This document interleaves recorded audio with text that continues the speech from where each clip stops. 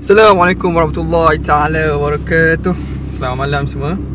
Okay, malam ni kita nak pergi ke Masjid Ar-Raudah Tanjung Karang. Masjid ni ada banyak jugalah kenangan ni kan. Hari ni seorang, tapi kejap lagi kita nak pick up Arik, bos kita. Kita pick up dekat rumah, lepas tu kita terus pergi masjid lah. Apa pun, let's go.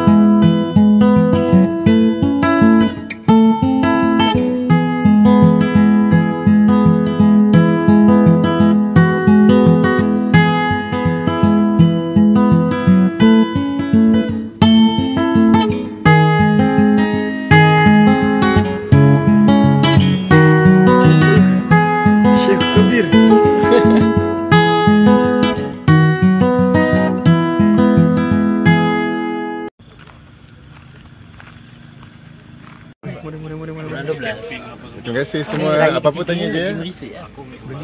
Raya ketiga. Both you want to die to be a passenger of Ridwan Mujri. People lah. Macam mana masjid? Okey tak? Lupa je tadi. Nak pegang lah. Payah dah aku pegang. Macam mana masjid apa tadi? Okey lah masjid. Masjid Raudah. Yes sir. Oh, dia okey. Sebab kita dapat imam yang okey. Kalau imam yang tak okey, malah nak sebut nama kan. Sebagai contoh, Syukur. Dia imam subuh tadi. Oi, memang red flag lah. Bos. Ada mana? So apa? Ya. Hakimi tadi dah gone awal. Ya saya. Banyak benda lagi nak dibincangkan. Okey, kita sambung Okey. MPR masjid macam ni. Slow masjid tu, laju ke slow tu? Okey, bacaan pun semua okey lah. Tak. Untuk malam-malam break, bacaan power. Baik.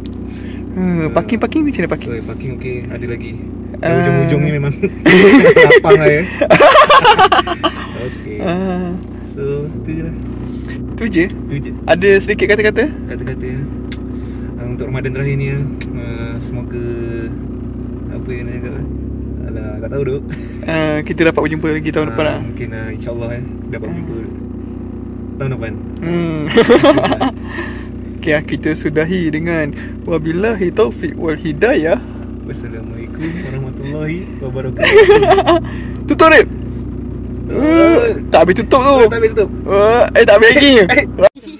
Apa? Berapa? Mula dia kata kat Nabi, aku ni fakir miskin. Lepas tu Nabi suruh apa? Nabi suruh dia kahwin. Okey, kahwin dah. Kahwin satu. Dia datang balik kat Nabi, aku ni fakir miskin. Nabi suruh buat apa? Kahwin lagi. Lepas tu sejak dia kahwin lagi tu, dia masih fakir. Wahai Nabi, kenapa aku masih fakir kan? Nabi suruh buat apa? Kahwin lagi. Dah tiga perkahwinan. Lepas tu dia apa, masa perkahwinan ketiga tu tak ada apa-apa jadi pun kan. Lepas tu Nabi kata kahwin lagi. Cukup keempat. Cukup je, selesai kahwin keempat, alhamdulillah Allah bagi dia rezeki macam-macam, harta, luang masa apa semua. Itu semua daripada Allah Subhanahu Wa Taala agak. Okey. Alamak, nak kena kahwin empat ni. Dengar Rip. Tiga. Kena ceramah lagi tu. 3 ada. Aku report. Diri record.